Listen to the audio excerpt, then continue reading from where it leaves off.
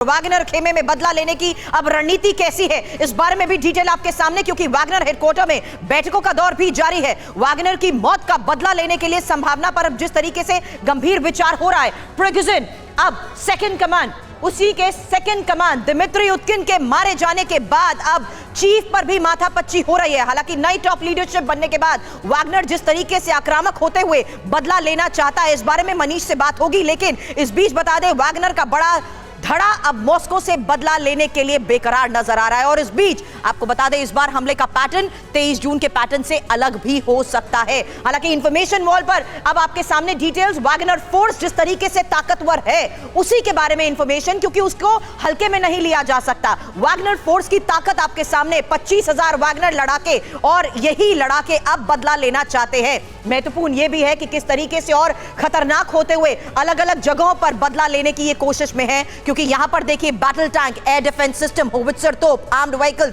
Fighter helicopter, ये इनकी ताकत इसलिए क्योंकि इन्हीं का इस्तेमाल बदला लेने के लिए अगर किया जाएगा तो कहां पर अब ये बदला लेते हुए पुतिन को चेतावनी देते हुए मुश्किलें खड़े कर सकते हैं। हालांकि इनके की फैक्टर्स, जहां बिना कमांडर वाला वागनर पुतिन के लिए कितना बड़ा खतरा हो सकता है, ये एक बड़ा सवाल है। और यही हम अब जीजी द्विवेदी सर, सबसे पहले मैं आपसे समझना चाहती हूं, ये साफ हो चुका है कि प्रिगोजिन की मौत के बाद मॉस्को, खासकर पुतिन की मुश्किलें अब बढ़ने वाली हैं। देखो सुबी, ये जो अभी प्रिगोजिन की मौत हुई है, जो हत्या हुई है, अभी इसका जो एग्जैक्टली तो कॉज नहीं पता लग रहा, पर काफी आशंका है कि ये काफी हद तक एक्सपेक्टेड था, क्योंकि जब बगावत हुई जून के महीने में तो ये पक्का था कि कोई ना कोई एक्शन, कड़ा एक्शन जो है पुतिन लेंगे। तो पुतिन जो है वो केजीबी के माने हुए एक बहुत उनका एक नाम है और एक लीडर है, तो उन्होंने अपना समय चुना और किस तरह उन्होंने बदला लिया है।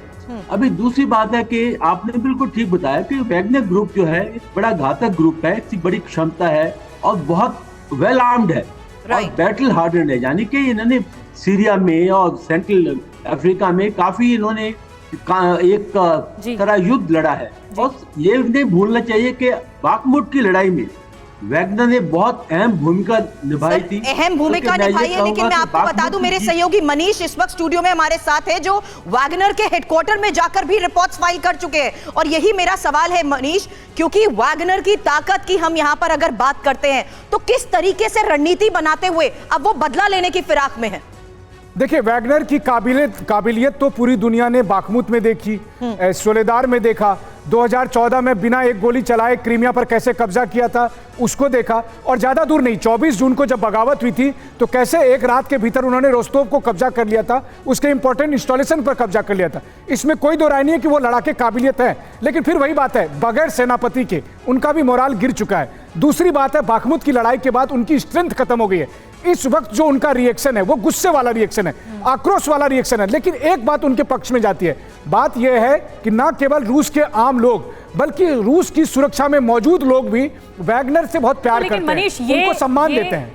ये एक बहुत बड़ी गुत्थी है कि आखिर प्रिगोजिन की मौत क्यों हुई, कैसे हुई, तो ये तो सबके सामने हो गया कि प्लेन क्रैश हुआ, लेकिन क्यों हुई? जून में जब उन्होंने बगावत की थी, अगस्त में उनकी मौत हो जाती है, ये क्यों हुई और क्या ये एक्सपेक्टेड था? हम अपने गेस्ट के पास भी जाएंगे। एक बड़ी खबर जल्दी से बता